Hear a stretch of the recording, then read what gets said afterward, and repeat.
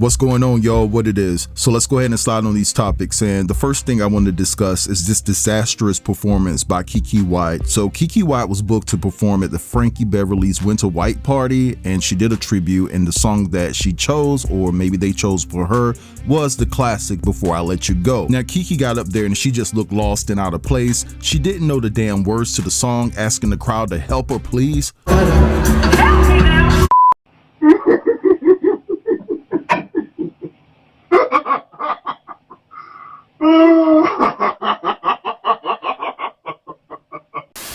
Now KeKe, we're not finna do this to the legend. Frankie Beverly ain't been too long passed away. You should have been prepared. You should have got up there and you should have knew the words to the song. And so then on top of that, people are getting on how she came dressed to the affair. A lot of people said that, yo, she just came dressed like she didn't care. Now, as for me, when I saw her attire, I just thought maybe she was channeling her inner 90s vibe, because she sure as hell showed up dressed like Keisha from Total. Then on top of that, y'all, they're saying that the crowd there showed their raw emotion and they actually booed her because they felt that it was such a lackluster performance. Now, we do understand that she has a lot on her plate. The last child she had is suffering from some complications and things of that nature. And so that could attribute to her lack of effort, her unpreparedness, and so forth and so on. Now, let me say this, because I got to keep it 1,000, right? Even though a lot of people are getting on KeKe for her performance and didn't know the words to the Frankie Beverly Maze classic, I will say this. In my opinion, KeKe Wyatt is in the top 5 of female vocalists to ever walk the face of this earth. Because I'm just sitting here trying to think, like, all of the female voices that we love and revere, from Aretha to Patti LaBelle, of course Whitney. Whitney sits at the top for me, Mariah Carey. Listen, I'm trying to think who could go on stage with KeKe and straight out embarrass her. I just don't see anyone. I can see Whitney coming on top, but I don't see anybody that's gonna make KeKe look stupid on stage. Because listen, when KeKe starts to squat and she starts to put on those theatrics and hold that voice and keep going like a grinding gear, oh my God, I haven't seen anything so powerful in my life, and I just wonder why she hasn't made it further. Hey, maybe it's her attitude, maybe it's her mouth, because she said some things against the melanated community that I don't like, but you can't deny her talent. But anyway, guys, check out this clip and I'll be back.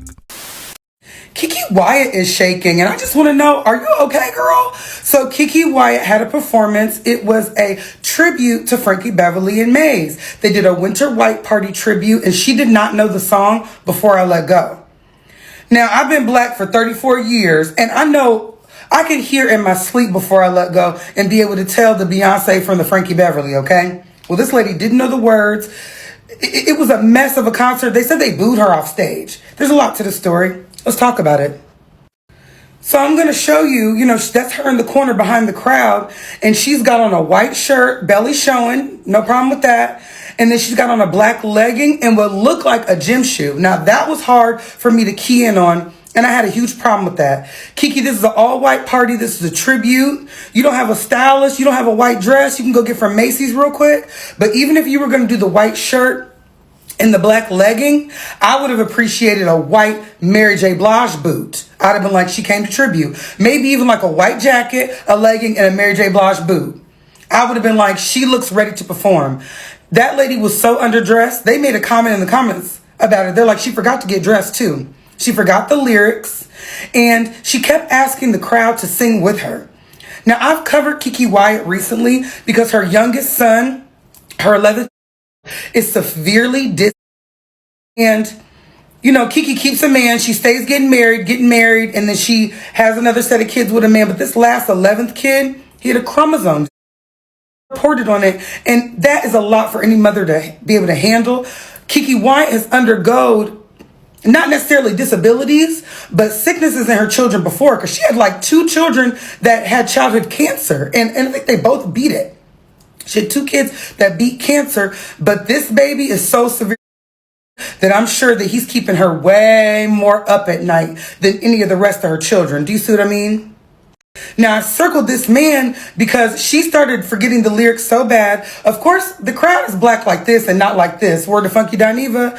And they knew the lyrics. Who doesn't know Before I Let Go? That's like not knowing the Gap Band Outstanding. Do you see what I'm saying? Have you ever been to a black picnic? KeKe Wyatt, I know you've sang it plenty. Now, I ain't gonna lie. KeKe Wyatt has a mother, okay? So maybe your mama wasn't playing, Frankie Beverly and Maze like mine was. I don't want to judge, okay? But this man had to come out. He had to sing, completely take over. The crowd tried to take over. They booed that lady. And they're trying to figure out, were you high? Were you drunk? Were you just stressed out? She's going to have to come out and speak and have some kind of press release. Or they may not be hiring her for stuff like this again.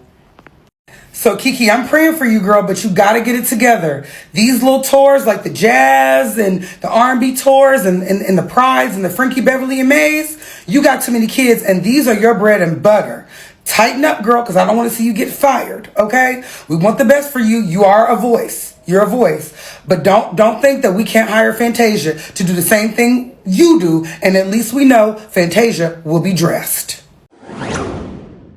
All right, so you guys just saw and heard all of that. Now listen, every singer, actor, or actress, or just a performer in some facet, you're gonna have bad days. That's humanly possible. But man, at least dress for the occasion if you're not gonna know the words to the song. Because in my opinion, even if KeKe showed up dressed the way she was, if she brought the house down and sung the roof off of the building, her outfit wouldn't have been the topic of discussion for most. It wouldn't have been. So listen, I'm wishing and hoping the best for KeKe, and I'm also wishing all of her children the best, especially the last child that she had that is suffering from some unfortunate complications. All right, so let's move along, and I want to talk about this horrific and sad story of this Detroit pastor, right, that has his 3 sons living on the porch. Now, they said that they discovered that the sons were out there like in July, but now, it's 20 degrees or below in Detroit. And if you know anything about Detroit weather, it gets brick cold out there. Detroit's weather is just unbelievable. I believe they got that lake right there. It is something to deal with, right? And so these 3 sons of his are living on this porch. I want you guys to check out these clips and I'll be back. Porch and settle in for the night. And last Saturday, same thing. Hey, y'all. Hey. Yeah. What's up, man? Y'all alright, man? From under a lump of blankets, wrapped in a coat, the 15-year-old boy pops up, sleeping on the porch at his Westside Detroit home. With the wind chill, it felt like 15 out. Man, you want to go get something to eat or something, man? Like, there's a lot of people trying to help y'all, bro. The child himself told me that he'd been out there since July. 12 and 14-year-old brothers. The older one told local podcast host Mark DeAndre last Saturday that he's been sleeping on the porch for 5 months, and sometimes his brother does too, while their parents live inside. Neighbors we talked to corroborated. In July, it was 80, 90 degrees. Now it's 20 degrees, you know what I'm saying? They be out there at nighttime. Like the other night, I seen them walk up and go on the porch. Like, that's it. The neighbors and Mark offered the kids food, money, and shelter. They wouldn't take it. I don't know if they like brainwashed at this point, you know what I'm saying? Because who want to be sleeping on the porch? We have been trying to get answers all day and night out here from the kids' parents. Oh yeah, shoes, blankets, toothbrush. This is the craziest thing I've seen. It's set up like an actual bedroom on the porch. Oh look, at least they got those. That's nice. No one ever answered the door Monday. We did some digging. The house is registered to a local pastor at a Baptist church less than a mile from the house off Leslie Street near Dexter. He's allegedly their dad. Detroit police have been called to the home multiple times, even Saturday when Mark got involved. I called the police, and the police pulled out real quick, and they told me that there was pretty much nothing that they could do because nothing illegal was going on there. DPD made meeting with the kids' parents priority, sending officers to the home Monday night where they met with the family for hours. In a statement, they said any evidence of negligence on the part of the parents will be thoroughly investigated and, if appropriate, referred to the Wayne County Prosecutor's Office. Neighbors and Mark have been told sleeping outside is some kind of punishment for the... We don't want to wait for these kids freeze to death to do something. Alright, y'all, so I went back to Instagram and I read everything on the Murder Inc. page that we have here in Baltimore, Maryland, that posted about the teenagers. The boy, you can read it. Two teenage boys aged 15 have been sleeping outside in the snow on a porch near Leslie Street and Dexter on Detroit's west side after their parents reportedly forced them to live outside. The boys' parents, Pastor Kwame Jones and his wife Joanna Jones, claim their sons are possessed by the outside world. and thus are not allowed back inside their home. The boys have been out there for the past 3 months, sleeping the outside. Authorities have stated that no crime is being committed in the situation, and Child Protective Services reportedly taking no action despite public concern about their well-being. Yo, so you guys just saw and heard all of that. Now I'm going to say this. Somebody need to lay hands on that pastor. And also a female needs to lay hands on that first lady. And I'm not talking about prayer hands either. I'm talking about actual raw hands, because this is so despicable on so many levels. What the hell is going on here? Listen, the 5th commandment says, honor your father and your mother, that your days may be long in the land that the Lord your God is giving you. And the Bible also says, do not provoke a child to anger. Now, this stupid ish that they're doing to these boys right now, just because they may be out there trying to experience the secular world and things like that, this could potentially provoke those boys to anger. And honestly, I don't want to hear anything if these boys end up retaliating, because listen, I'm not going to have a care in the world.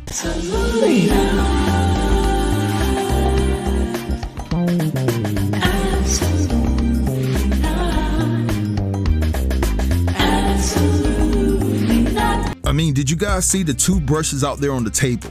The blankets and things like that. They are really doing nasty work to these boys. And it's just so deplorable. I don't even know what to say. I don't even have the right words to conjure up to be able to convey to you my true thoughts, because I'm shaking. I'm literally shaking, because I know that if I was a man living in that neighborhood, it would be disastrous, because it would be a hell of a problem on their hands. And I'm talking about the father and the mother, because I really don't understand why would you put your boys through this just because they're acting out. They're teenagers. What do you expect them to do? Man, Detroit, come on, y'all. Y'all can't let this slide like that. Y'all can't let it ride like that. If them peoples ain't gonna do nothing, y'all need to step up and take the initiative to make sure that these boys are taken care of, right? Keep it all the way 100. Step up and do the job. Step up and do something, because this right here is just idiotic on so many levels. But anyway, let's move along, and I want to talk about the last story that I have for you guys today, and it's involving Wack 100. So in this particular situation right here, you have a snitch that's snitching on another snitch, okay? So this all pertains to the YSL trial, right? So we know that Thug got out just a month or so ago. Was it a month? Well, somewhere around that time, right? So he got out and things like that. So there was some interrogation footage where Wack 100 says that it was Gunna actually snitching on YSL.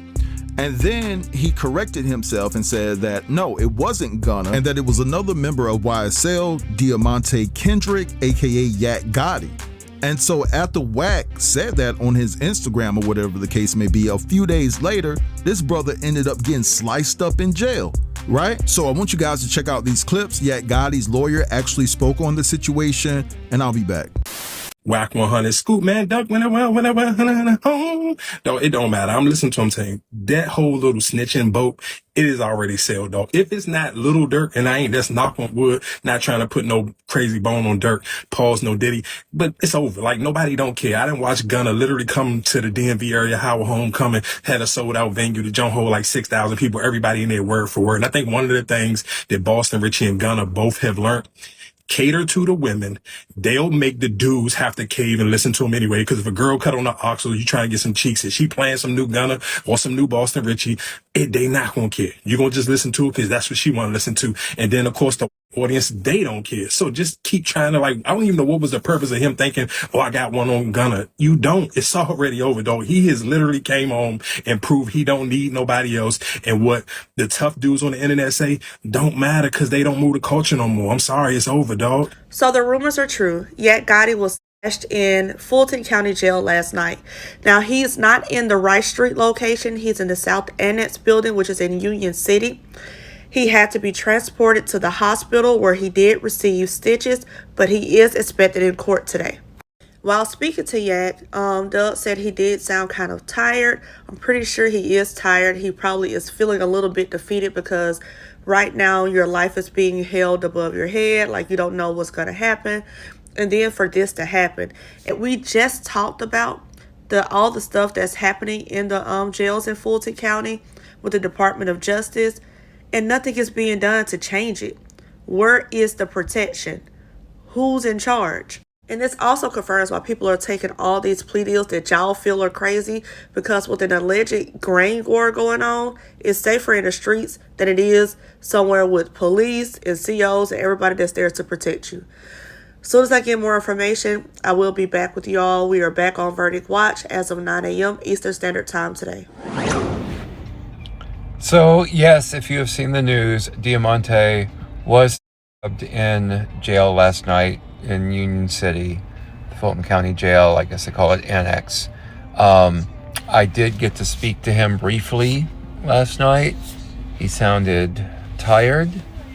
He was alert. When I spoke to him, he was at the jail getting ready to be transported to the hospital for some stitches. I don't know his full medical condition. I don't know the results of what happened at the hospital. It's very, very difficult, nigh impossible, to get information from the hospital on these things. Traveling to the hospital makes no difference. I tried that with Grady the last time there was the car accident and was told that would be pointless. So I will see him in court today, and I should know more then, but please pray for him. Pray for everybody that's locked up in our Fulton County jail system.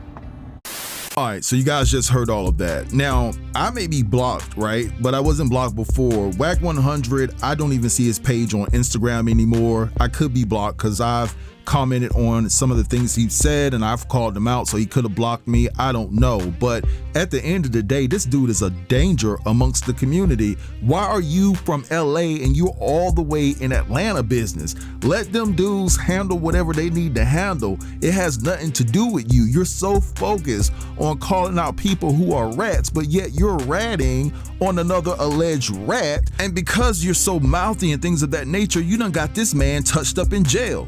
You done got him touched up, and they said they touched his watermelon, so they had to sew up his watermelon. I'm talking about his head, y'all. I'm trying to be careful with my words here, right? Because of all of this censorship. But what I'm saying is, Wack 100, man, you need to get on and get somewhere, man. I mean, seriously, you started talking more ever since that girl said that she put 3 fingers up the tush.